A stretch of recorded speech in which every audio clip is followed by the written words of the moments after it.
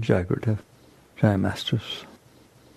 There are so many different relationships you can have with this thing called God. Let's look at a few of them, honestly. One is you can do what they call not believe, which is perfectly fine and reasonable. You can believe whatever you want and not believe whatever you want. You can believe you're from Mars.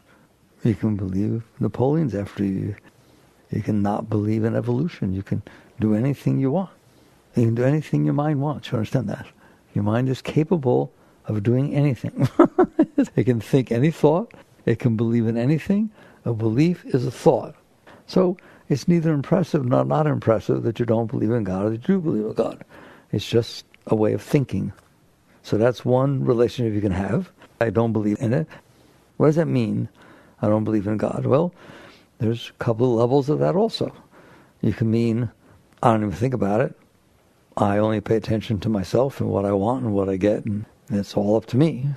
But you could also not believe in God and be a very advanced and intellectual scientist who studies reality and realizes that it's just a little planet spinning in the middle of nowheres. What meaning does it have? You can think like that instead of belief in something. And you can see that it's all made of atoms. We always talk about that. And you go past the atoms, electron, neutrons, and protons. You go past electron, neutrons, and protons. You get subatomic particles. These are things you don't believe. These are things that have been studied. And whatever proof means there's a lot of evidence for it and not against it. That's all it means. And Newton turned out was wrong. Okay? It wasn't wrong, but just given the information he had and the tools he had and the knowledge he had, that's what it appeared like. So there's nothing wrong with that. Nothing is proven. It's only as of now, this is what appears to be factual, and that's testable and repeatable. Doesn't mean it's staying that way. Understand that, all right? That doesn't mean we don't have science and we don't have the right to say this is what's happening based on everything we know. That's the best we got. So if you're that kind of a person and you don't believe in God, you don't believe in yourself. You're not replacing the creation of the universe with you, or that's all you care about is you. You are accepting the fact that this is kind of awesome and it's unbelievable. That's all made of light, and these particles are popping out of the light fields and then creating the atoms, and they look like this. That's very close to believing in God. You just didn't call it God. What do you want to call that? Wow. How's that? Like, wow, where did that come from? All right? And don't think they know, because they don't know.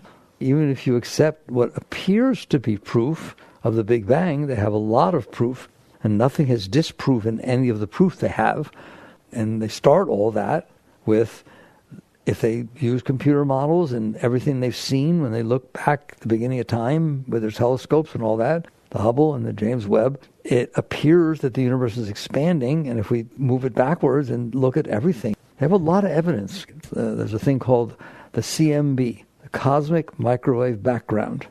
And I'll teach you, this is, to me, equivalent to believing in God. They just don't call it God. So there's a cosmic microwave background. What is that? If it is true that there was a Big Bang 13.8 billion years ago, and that everything, ready, fit into the size of an atom. What do you mean everything? Everything. All galaxies, all matter, everything that was going to end up being the universe fit into the size of an atom. I'm talking about beliefs? That's what they believe. Oh, not crazies out there, scientists. Well, how do they have any evidence of that? For one thing, they can look back. They can go back 13.8 billion years, but they have gone back 13 billion. They just haven't done the last hundreds of millions. And what did they see? They saw galaxies forming. They saw everything. And it was all in not as big of a space. And then it expanded out from there.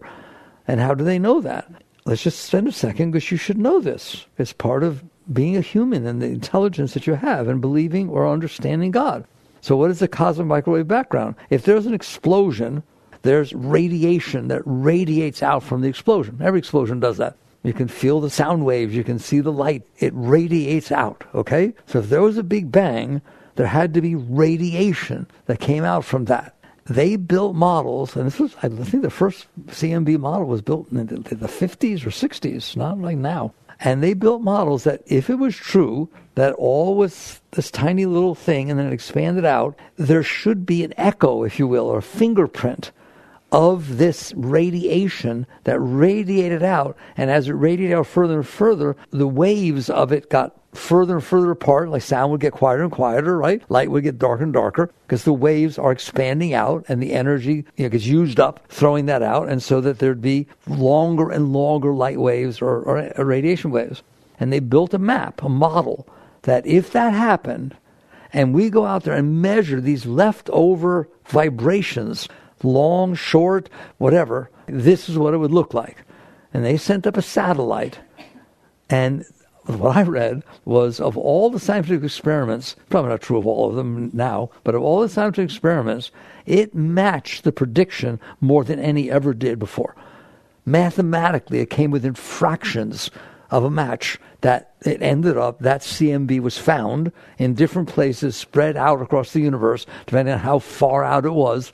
It matched that this is what the radiation would look like. And they've done 3 or 4 more mappings since then, and they were more accurate than that one.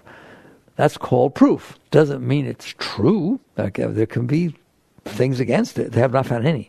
But basically, scientists see this as, and again, understand that proven doesn't mean it can't not be true. It's proven with all the evidence we have now. It supports that theory. And a scientist is open enough to say it's still a theory, but it's a proven theory. But it doesn't mean it can't be disproven. So this is how they look at it. And they're not about themselves. It's not about themselves. It's about the fact that this universe formed itself and that we really believe that it was this tiny little dot and it blew out. Ask them where the dot came from. Mum's the word, babe. Ask them why it blew up. Mum's the word, babe. No one's even gotten close to figuring out where or what or why or anything. So you can say God there if you want, and God becomes the explanation for the unknown. How's that? I'm not saying that's what it is, but for a scientist or something else, if they sit there and say, I don't know, and you sit there and say, but there must have been something, they say, of course, right? So let's call this something God. That's all right. Therefore, we can accept all that we understand, all of science, everything you see every day, all of reality fits perfectly fine in God, but you just don't sit there and say, it's this that I made up, or the Bible says, or the Gita says, or some religion says. And then it becomes a belief. So those aren't beliefs. Do you understand that? So that's one relationship you can have with God. And there's nothing wrong with that. It's a very high relationship. It's very, very beautiful. It's not as deep as your relationship can be, but at least it's not founded on just you decided to believe something. I believe God looks like this. I believe God's got blonde hair and beard, whatever it is, right? Just make up anything you want. So that's one level that we can understand. So I start off by saying, I don't believe. But scientists can say they don't believe, and really they're lying. They just don't believe in what you made up. Buddhists, Zen, they say Zen is completely agnostic and atheistic. They don't believe in God. Wait till we're finished. You'll see they believe in God better than anybody else. They just say they don't, right? And there's a reason they say they don't. And they're right to say they don't. Because if you're hanging out with your mind as a belief, you're not letting go of your mind. Okay, and Zen is very strict on the fact that reality, the deepest reality, is beyond the mind. So I can't both have a belief in God and call it God and have a theory and a philosophy and all kinds of stuff you learn in your mind and transcend the mind. So there's a little sneak preview. That doesn't mean if a Zen master sat here, he would agree with me. Okay, I don't want him to.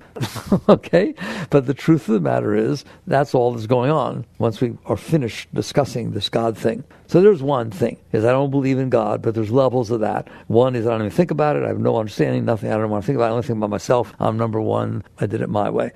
Okay, so you've never even thought about it. Or that you have a scientific type approach where you do think about it, you do look at reality, and you try to have all of it fit in an understanding with science. I like science. Master loves science. Muktananda loves science. The masters love science. Yukteswar loves science. That was Yogananda's guru. Science is trying to find the truth. Well, if you know, the truth ends up being God. So there's nothing wrong with them studying that, and there's nothing wrong with them presenting that as the reality of the universe, and there's nothing wrong with them saying, well, I don't believe in your God, the one you make up in your mind that you believe in. Okay? That doesn't mean, if I could have a nice talk with them, and we just had the talk we just had, right? Why don't we say the part that you don't know, for now we'll give it to God, and then you can take that away when you figure it out also. All right? Okay? So, all right, there's one relationship. So then we'll take a step, and we'll take the believers. I believe in God. religious believers. And that doesn't mean everybody, please don't generalize, just talking. So I believe in God. What does that mean? Well, it means that when I die, I know I'm going to die. I don't want to die. I don't want to die. Why would I want to die? I like experiences. I like doing things. I like existing. So I believe that when the body dies, that I go to God, that I go to a higher place. And you end up with all these beliefs that you're taught to believe, that God judges you and that you're going to go to hell and you're going to go to heaven. And these are beliefs. Now, if you come here and you look at me and you say, no, I've experienced those things, just like I experienced this. Okay, I accept that. But you haven't done that. You didn't even die and come back. You may believe you had past lives, and you may, go past life regression, but that's not the same as actually experiencing these things. I'm a very realist. So none of you have died and been reborn. Now, in the spiritual sense, yes, but not in the physiological, not in the real sense. None of you have gone up there and come back. You could be near-death experiences, but let's just go with the basic belief structure that most people, what God represents is as follows. I need things, I want things, I like things, I don't like things, and I do my best. This covers almost everybody. I do my best to get what I want, avoid what I don't want, and to make myself be okay. If something happens and it's beyond anything I can do with, there has to be a God that I can talk to, and he or she will take care of it for me. That's what God is to most people. Otherwise, I'm doing it myself. Mother, please, I'd rather do it myself. And I don't ask for God's help or have nothing to do with God. God is the part that I can't do. God fills that blank. And that's how most people deal with God. And some people say that God should make this happen because I want it. And other people say, well, it's not even right to want that. I can't believe you'd ask God to do that. What kind of God do you have? And then we have wars about God, and we have all kinds of things. Why? Because it's a belief structure. And we're all different. We all have different desires and all different needs, all different wants and all different problems. And I'm telling you, what God is to a normal, regular person who hasn't gone deeper is some force that I believe is there that will take care of me, that will answer my prayers, that will make it so things bad won't happen to me, and so on and so forth. And that's what God is. Well, what about the rest of the time? I can do it myself. I don't pray all the time for everything. I work. I do it. God helps them who help themselves to everything. So I try to help myself to everything, but it doesn't always work. So I have to have something that's going to take care of that. That is God, and they won't argue with it. Do you understand that? People would not argue. Of course there's that God, the God that will take care of me, the God that will do this, and so on. Otherwise, I can take care of myself. I don't need God to do the things I can do. I don't need God to feed me, put food in my mouth and chew, or make my cells divide. I don't even think about that. I don't even think about any of that. I pray to God for the important things. We've been through this before. I've been teaching you that there's 25 plus trillion cells within your body, creating your body every single second, talking to each other, interacting with each other, doing everything, making the liver be the liver, the heart be the heart. All of that is going on. Do you pray for that to go on a regular basis? No. So somehow that's got nothing to do with God. Well, I don't understand. It has nothing to do with you. You're not doing it. You don't make your heart beat. You don't make your breath go in and out. You don't make your immune system give off white blood cells. When it comes down to it, you don't do squat. Which one of you keep the planet in orbit? Which one of you set it up towards exactly this right distance from the Earth to give just the right amount of radiation to keep the heat, but not too much and too little, et cetera, et cetera? Which one of you make the seasons? Which one of you make a seed grow into a plant? Which one of you do anything? But somehow God doesn't fit into that. Why? I don't have a problem with that. What if you do have a problem with that? What if one of your 25 trillion cells goes rogue? Now there's something to pray about. Now I could ask God, I got cancer, take care of it, help me. But you didn't say a single word every single second of your entire life when these 25 trillion cells organized and interact with each other all by themselves. And what you do is feed them Twinkies. Or take drugs, or do some kind of thing that they don't like it. I know that. You see, the first time you try to smoke, glad people stop smoking, most of them, right? You choke. There's not a single person that the first time they smoked didn't choke. Somebody's telling you something. No, I need to be cool. I need to learn how to smoke. No, these 25 trillion cells, no, please, But God didn't fit into any of this, does it? All of it. The whole universe, the whole world, the whole thing, all the galaxies, everything. Oh my God. People don't even... I've given you the numbers, all right? 1.3 million Earths fit inside the sun. The sun is one of 300 billion stars in your galaxy, and there are 2 trillion galaxies. How often do people think about such a thing? How about never? For their entire life. They never think about it. Okay, so God doesn't fit in there. That's got nothing to do with God. God's the one who takes care of me when I need something, protects me. It's all about me.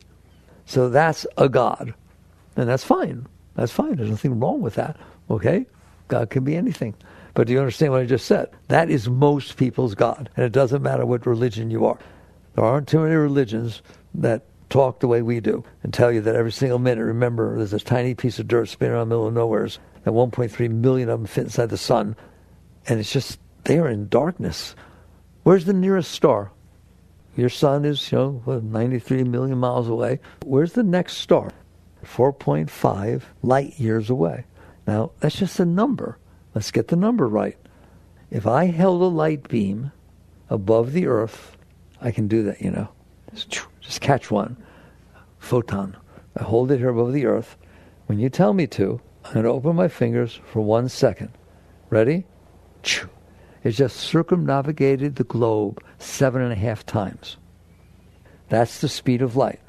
In 1 second, it went completely around the Earth 7.5 times. Go that speed every second, for every hour, for every day, for every month, for every year, for 4.5 years. You'll hit the next star. What's in between? Nothing. Interstellar space. And there's 300 billion, and they're all that far away. Where's your next galaxy? I think it's 2.4 million light years away. The closest next galaxy. And there are 2 trillion galaxies. But this has nothing to do with God, right? Because they don't ever think about it. I believe in God, but you don't believe in that, do you? You never think about it. Why? It makes me feel small. Well, sorry. It just happens to be the truth. I don't like that God, all right? I like to be important, and I don't like to feel small. So we've now gone to non-belief. We've now gone to believers. But they don't really believe in anything more than themselves. They create a God that takes care of them. There's nothing wrong with that. I'm not judging it. I'm not saying it's wrong, you shouldn't do it. But what percentage of people that believe in God, that's what they mean? I told you, the one who's driving around with a bumper sticker that says God is my co-pilot, that is how that person thinks. I'm doing my thing, but once in a while I got to turn over to the co-pilot. Hey, give me a hand, all right? But yet they say God is everything, right? Well, I think God is everything means what I just said. And I don't know what that relegates to co-pilot stuff, all right? And I also, by the way, don't understand how that relegates to we are co-creating the universe. We're the co-creators of our life. Well, what about all that I just talked about? Which part of that did you co-create? Which part of the sun? Which part of the galaxies? Which part of the whole thing, or space and everything, the earth? What part did you co-create? What part have you co-created in the few little years you've been here? Earth's been here 4.5 billion, okay? 0.00000000000000001 to the minus 7 trillionth. That's how much you had to do with it. And you're considering yourself a co-creator. This is not reality, is it? Okay? So now we're moving to a deeper understanding of God, which we just spent a fair amount of time talking about, where you wake up and you say, I'm in awe of what is. Not what I want, not what I'm just in awe. It's pretty amazing, isn't it? Right? I'm in awe of the subatomic structure of quarks, leptons, and bosons making this universe as I see it, and yet what I see is nothing. It's all so big as, oh my God, I can't even think about it. Good. All right? And that's God. The whole thing. The whole thing. Well, we're getting closer now, aren't we? Omnipresent, omniscient, omnipotent. The all-powerful force that's everywhere and knows that it is. Let's not leave. See, science is very fine with omnipresent and omnipotent. The quantum field is omnipresent. That's what they're taught. That's what the scientists have found. They believe that. Now, the quantum field is, every galaxy is made of the quantum field. Every single thing that is in this universe, this one, they may be a multi-universe, but they're into that in this universe as we know it, the quantum field lies underneath everything and emanates those subatomic particles, which the basic fundamental forces put those together to create atoms and molecules and this and that, and then the whole thing shows up. Whoa. They believe that. They understand that. So that's the omnipresent, and obviously it's omnipotent. They say there's 4 fundamental forces that create the whole universe. Those are the forces. They're all powerful, and all those forces come out of the quantum field, by the way. So now we have covered omnipresent and omnipotent. You know what that means? Omnipotent means all powerful, the force of all creation, and omnipresent means it's everywhere. So the only part that they have not even come close to, but this is fine, is omniscient. That it's aware. Oh, that's a mind blower. It's aware that it's doing this. Okay, that's the only part we're missing, is the omniscient part, but we won't be missing it very long. Don't worry, we're headed there. So far, we now have a deeper understanding of God. It's not something I can understand. It's beyond my comprehension. My mind can't fathom it. Yet science and everything we know has shown it to be true. And so there is a force that is creating and has created all of this. That's a nice way to think of God. And it has nothing to do with you, does it? And that's terrible. They wouldn't like that at all. Well, it has something to do with you. You know, you're one of the 8 billion people on the planet Earth, but the planet Earth, 1.3 billion of it fit inside the sun, and I already told you how meaningless that is. So if 1 out of 8 billion is too small for you, you better not just stay on the Earth because it's really big, right? Get real. Now you're talking God, aren't we? We're talking a little more interesting about God. Well, is there a next step in terms of your relationship or understanding of God? Yeah, there's another step. How could it be? We've already covered the galaxy. We've covered the quantum field. We've covered the presence of a field of energy that is everywhere and created everything. Well, how can you get closer? Your mind can't even comprehend that. Well, that's right. Now we're going to go deeper. Thank God. There's deeper. What do you mean? Well, my mind is not who I am. My mind is something that creates thoughts. That's very wonderful. I love thoughts. And my mind can create thoughts. And I can choose to listen to the thought, not listen to the thought. I can make thoughts. How about you? Can you make thoughts? I want you to see a boat right now. See a boat in your mind. I don't care what kind of boat it is. Did you see it? Well, that's a thought, isn't it? Say hello. Say hello over and over again in your head. You hear it? That's a thought. Who hears it? You created a thought that said hello, but something in there is aware that it's going on. So now we're starting to deal with something deeper than what your mind can comprehend. There's something that is aware of your thoughts, is aware of your mind. Does your mind ever give you trouble? Does your mind ever give you trouble? How do you know? I swear to you, these are the deeper questions. My mind's driving me crazy since she left me. How do you know? I don't know how your mind's doing that. How do you know? And you'll yell at me because I'm conscious. I'm aware. I'm in here. I'm in there. Have you ever meditated or somehow have a moment where it got quiet in there? Just, it's quiet. I said, oh my God. Were there no thoughts? Yes or no? How do you know? How do you know that there were no thoughts in there? Because you were still there. You are not your thoughts. You're the awareness of your thoughts. So if your thoughts are bothering you, you're aware your thoughts are bothering you. If there are no thoughts, you're aware that there were no thoughts. Have you ever had a relationship and something happened where your heart hurt? Anybody know anything about a heart hurting? Actually hurting, ripping and getting uncomfortable.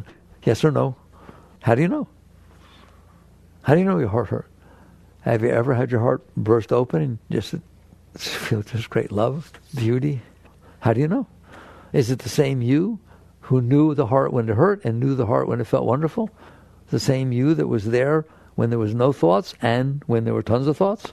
You ever sit down and meditate and the mind won't shut up? Ever sit down and meditate and it does shut up? Isn't it you come back and say, oh, my mind wouldn't shut up? Oh, my mind. Oh, my thoughts stopped. There's only one of you in there.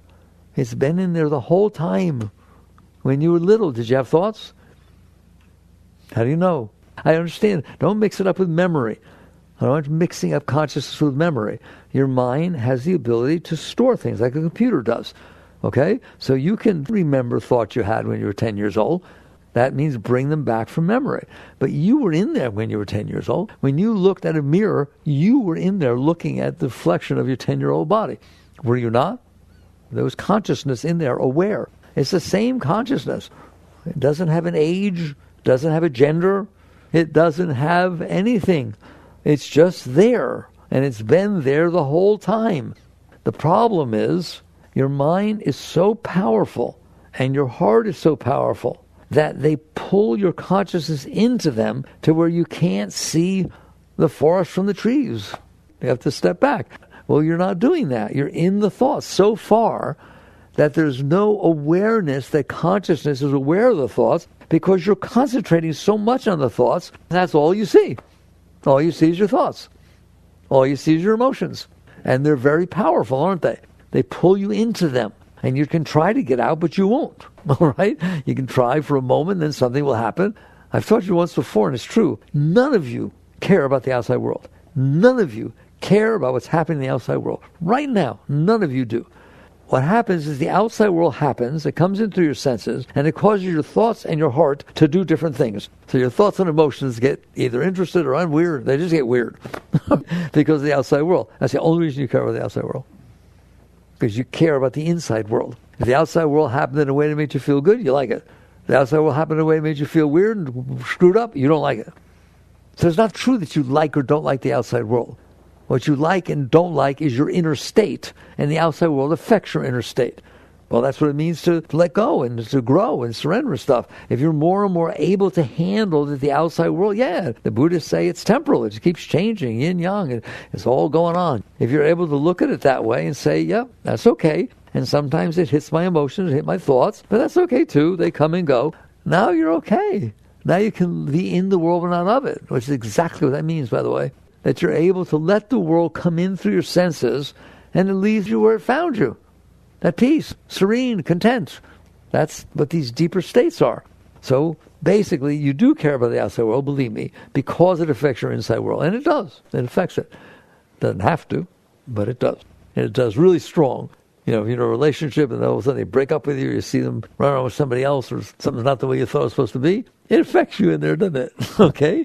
And what happens is you're not sitting back there saying, oh, I'm watching it be affected. No, you're being affected. You are pulled down into those emotions, you're pulled down into those thoughts, and it's difficult to get out because they're very powerful. And you're very addicted to the state of your mind and the state of your emotions. More so than a drug addict is addicted to drugs. How do I know that? Because the reason they're doing the drugs is they can't handle their mind and their emotions. Anybody whose mind is completely at peace and fine, having a good old time, and their heart is emanating love and excitement and enthusiasm is not doing drugs. Why would you? You don't need anything. So now we've determined that there's somebody in there, you, the consciousness, that's having all these experiences. That becomes the doorway, the ladder, to the next level of your relationship with God. Well, what's that got to do with God? You're talking about me in here. You're talking about the consciousness, the awareness of being that's aware of my thoughts, aware of my emotions, and aware of the world that comes in. Yes, I'm talking about that. And in the normal state of 99.99% human beings, that's as far as we go. Because your thoughts are so powerful, your desires and needs and concepts and views and hopes and dreams and beliefs, every one of those words I just said was a thought. You want me to say it again? Hopes, that's a thought. Dreams, that's a thought. Concepts, that's a thought. Views, that's a thought. Likes, that's a thought. Dislike, they can change, can't they? All right? They're just thoughts. They're just something you decided to think. And you've got that whole thing going on. Well, you're very committed to those things, aren't you? You're very committed to your dreams and your hopes and your likes and your dislikes, your concepts and your views and what your life's supposed to be like. Those are thoughts. What's your life supposed to be like? That's a thought. What's the future going to be? That's a thought. It doesn't exist yet. You're living your life inside your mind. I'm being very honest with you. Anybody following me? You're living your life inside your mind. How committed are you to that? How about 100%? You are completely committed to what is going on inside your mind. Even a baby, a little child. No, you can't have that toy. You're no different. No, you can't have that husband. It hasn't changed one single iota. So this concept of God having something to do in here, that's a very foreign concept. That's a very foreign concept to somebody, that what God is the force that's going to take care of what's going on out there that I can't. And so basically, here's the problem. You're addicted to your thoughts, which makes you addicted to how the world shows up, because your mind has decided what it wants and what it doesn't want. There is a way, though very, very few people seriously attempt that path, to not be addicted to your thoughts. Doesn't mean you don't have thoughts. That's a long road to sit there and say, I'm going to have no thoughts. And it's ridiculous. And that's not the path. Of course there are thoughts. But are you okay with that? The weather comes and goes. In general, you're okay with that. People come and go, not close to you, but other people come and go all the time. All kinds of things go on. I told you once, you guys are 99.999% enlightened. 99.999% of every single thing that ever entered your senses went right through. The white lines on the road, the car that drove by, the person walking around in New York. Like, they just go right through, don't they? They're just experience I had. It's fine. But then there's that point of, 1% of things that don't go through, such as your girlfriend holding hands with somebody you don't know, and just things that don't fit your model. And so, therefore, they get stuck there, and those become your life. Well, what if you work with those things, and this is the whole path, to where you understand you don't run life. You don't run life. It's big. We just talked about how big it is. I don't want to do it again. I really do want to do it again, but I won't. All right? I want to do it constantly. I want you always to do it. 1.3 million Earths fit inside the sun. What are you worried about? All right. So the net result is you get to the point where you understand, I can learn, not that I am there. You're not lying to yourself. I can learn to be more okay with what's unfolding in front of me. I don't have to not like stuff. I don't have to really want stuff to be okay. I can be okay because I'm not getting bothered by what's going on. If you're bothered by something, you're not okay. If you're not bothered by it, you're okay. I can be okay. So somebody walks by, I call out their name, hey, Sally, how you doing? And they don't turn around and say hello. That could be okay. I always say, there's 8 billion people on the planet Earth that didn't say hello. Why are you getting upset? Because one person didn't. And then start thinking, why did they say hello? Did I do something wrong? Or should I ask somebody? Or did they have maybe earbuds in and they didn't even hear me? Are they ignoring me? Is this like high school, a cold shoulder? What are you doing? You couldn't handle the fact that you said hello and they didn't say hello back. How about we learn to handle it? How about that be something we're doing with our life that makes more sense than trying to get what we want and manipulate everybody and do everything? Just sit there and say, well, I'd like to get rid of the few things that bother me. I'd like to be able to experience life and let it pass through. And so you start working with it. How? I wrote it in the new book. Living Untethered literally goes through how to do this. How to make it so that more things make it through so you don't have all that garbage going on in your mind. You don't suppress it. You don't fight it. You don't express it. You just learn to say, it's okay. I'm in here, and I noticed that this bothered my mind. I noticed it bothered my heart. It started to bother my heart. It's okay, heart. It's okay, mind. And you start raising yourself, working with yourself. Instead of working with everybody else to try and make everything be the way you want, you start letting go of the experience that you're unable to have. Well, what happens? Well, just like when you play the piano, you do your scales, you get better. You play tennis, you do a coach or a tennis ball feeder that helps you. Anytime you practice something, you get better. So I'm going to skip and go way ahead now. You practice being okay. You practice being okay in there. I don't have to get neurotic about things. I don't have to get upset about things. You start with little things and you work with yourself. You relax through them and so on. Well, what happens? You're going to start to feel better. How do you know? Well, let's see. If you take a hammer and every 5 minutes you hit your hand real hard, okay, that's one experience. If you stop doing that, will you feel better? I'm just asking. Do you figure maybe you feel a little bit better if you stop doing that? Okay. If you take every single thing that ever bothered you throughout your life and store it inside of you, do you think you'll be bothered? You've done that. You know that. Okay? Anything that ever bothered you, you stored it inside. It comes back up. It bothers you. You meet somebody who reminds you of it. You get bothered. It happens all the time. You have dreams about it. If you store disturbances inside of you, you're going to be disturbed. To me, it's no different than a hammer example. So why don't we stop doing that? Why don't we stop storing everything that ever bothered us inside of ourselves and start saying, okay, into every life some rain must fall. Or people are strange. It's like things go on. I don't know if you've noticed yet. You've been around the block, okay? People aren't always doing what you think they should do. And it's not always what you think it's supposed to be. Is that okay? It better be. Otherwise, you're not okay. And to me, that's the same as hitting that hammer. And so you start practicing to learn to handle things. Doesn't mean you don't work with them, but you don't get disturbed by them. You work with someone because you want to help. It doesn't have to come out of disturbance. And all of a sudden, if you start doing this and you work with this enough, you'll start noticing, I'm a happier person than I used to be. I feel more love than I used to feel. I feel better because I'm not hitting my hand with a hammer. To me, it's just as logical as that. There's love in there. There's joy in there. It's wonderful. And let's skip real quickly, okay?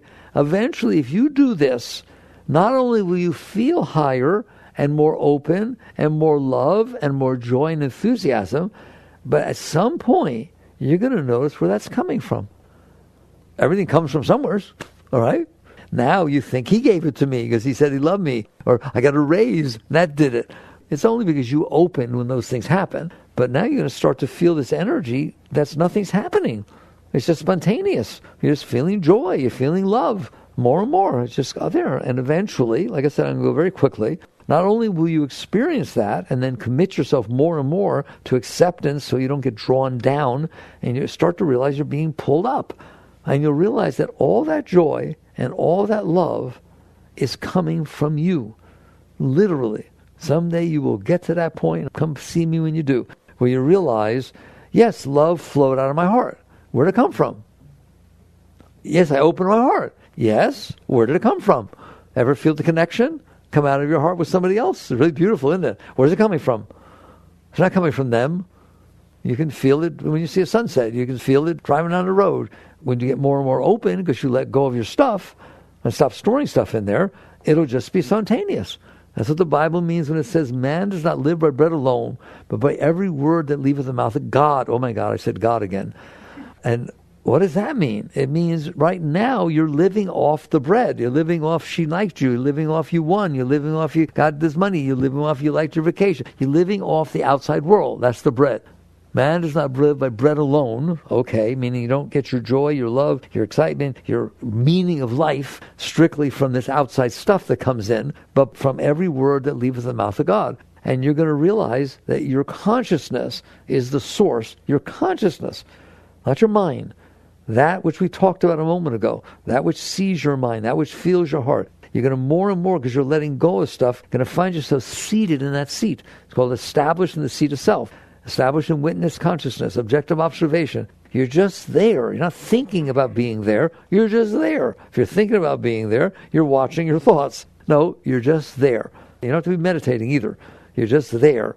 And all during the day, you start seeing how the world comes in and hits your stuff or doesn't, but you stay established. And you're going to realize that joy and love and enthusiasm and beauty come from there.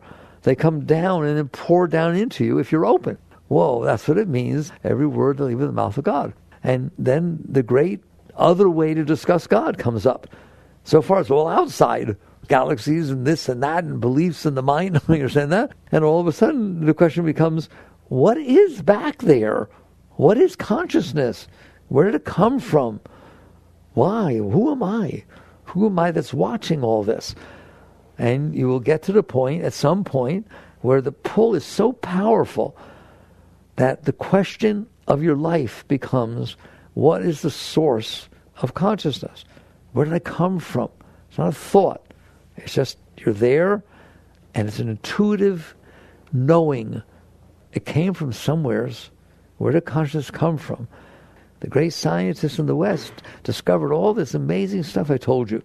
But thousands and thousands of years earlier, the great yogis went and sat in caves for prolonged periods of time, and then took whatever knowledge they found about this inner exploration and passed it on to disciples. And they sat in caves, and the question was, what is this? Not what is that? Now we know what that is. It's a quantum field manifesting as quark leptons above. Fine. What is this?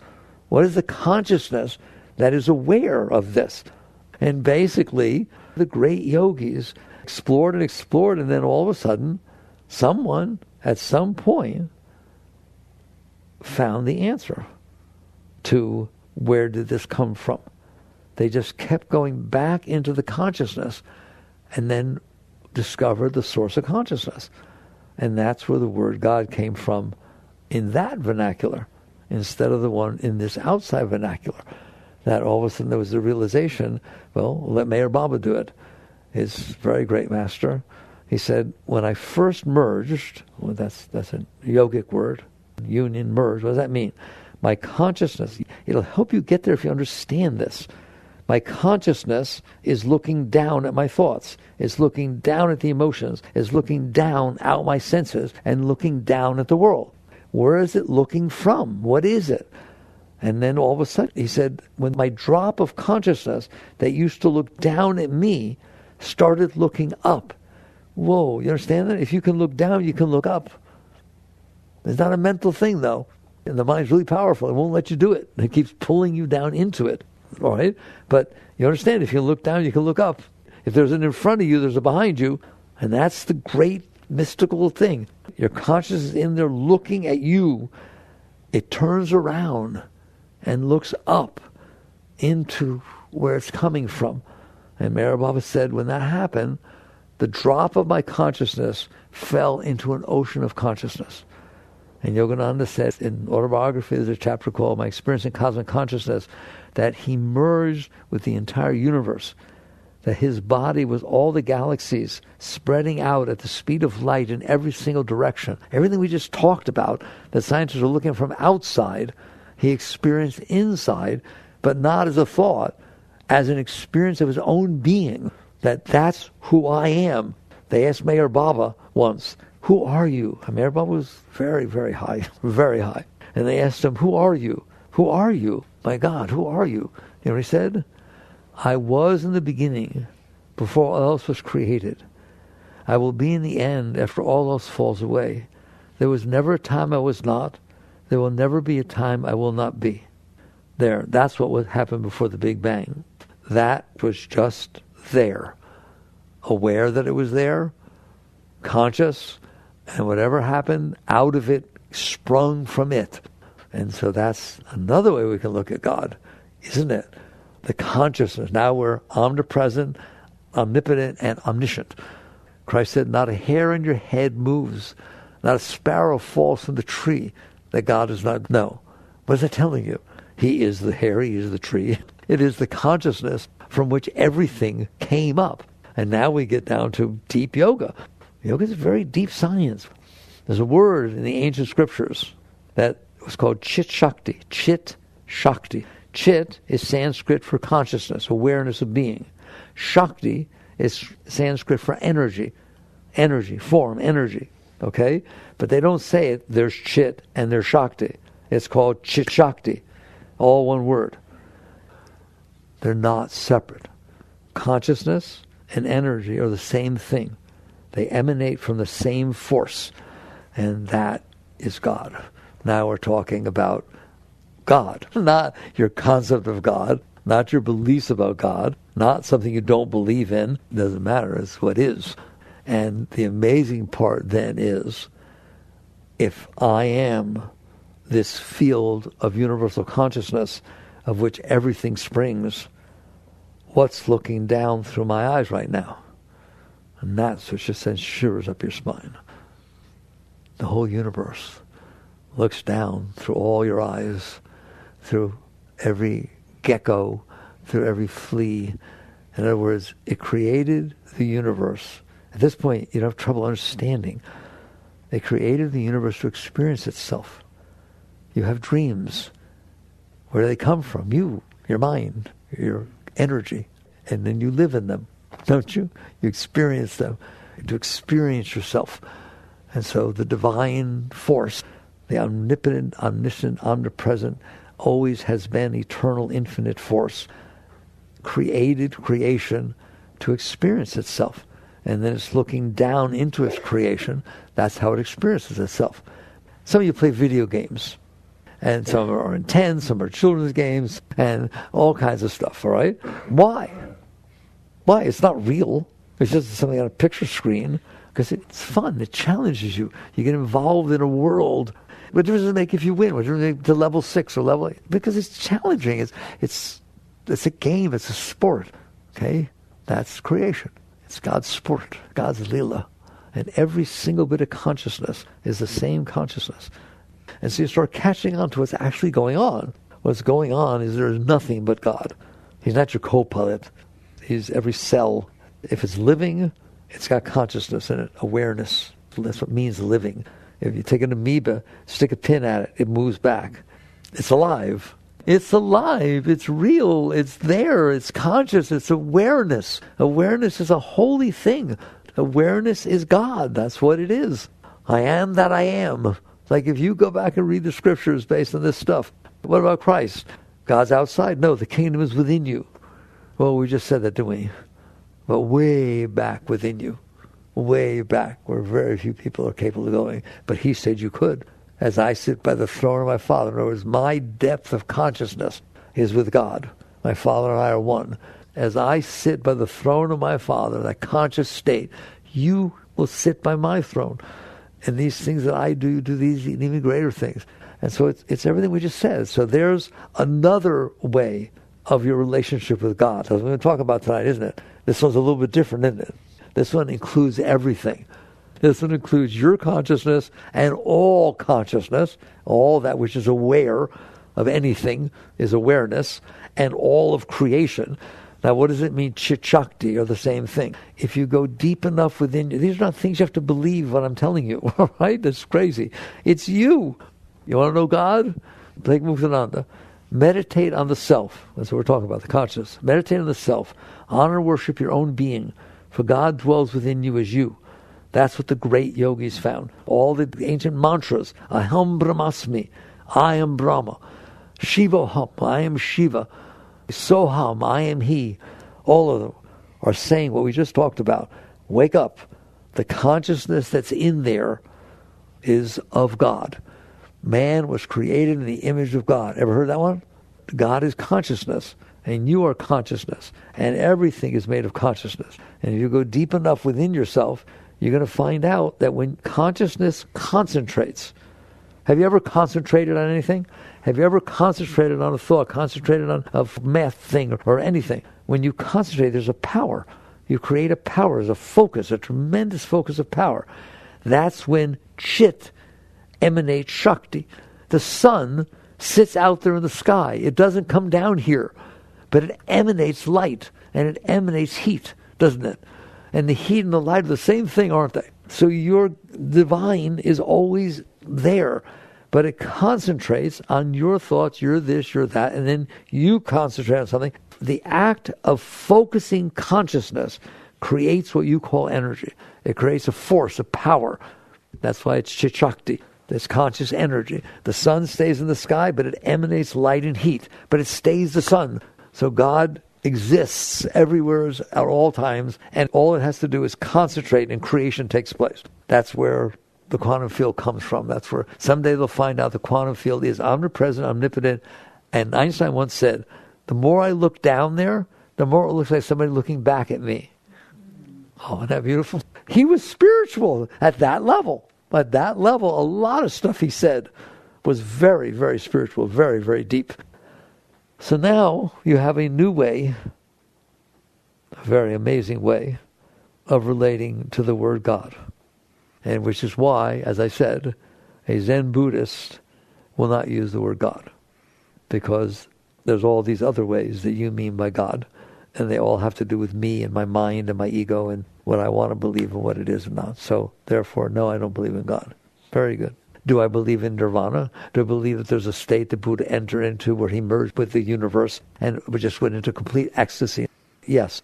Well, in yoga, we call it God. We call it Satchidananda. The state you enter is Satchidananda, eternal conscious ecstasy. That's how they define God. That's another name for God in the Hindu tradition. Satchidananda, eternal conscious ecstasy. That's what's back there. That's who you are. That's why you begin to feel that joy as you work your way back. Follow it. Follow the joy, the real joy. Follow the source of consciousness. And eventually you will more and more walk around realizing that's who's looking through your eyes. That's who's watching your thoughts. But don't worry, it's not judging, because it's his thoughts too.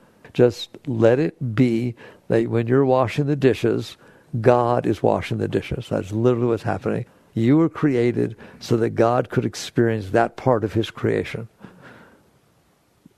People say, well, what's the meaning? I just gave you the meaning. There's no meaning for you. You come and go. But you in there, that's what it's all about. It's all about the experiences. Why would God create a planet spinning around the middle of nowhere? To have fun. Why do you go to the zoo? Why do you go to the zoo? To experience the zoo. Why do you go to a botanical garden? To experience the beauty of the garden. Why does God come down and experience his creation? To experience the creation. That's what it is. But the truth is, that's the deepest relation you have with God. What? Self-realization.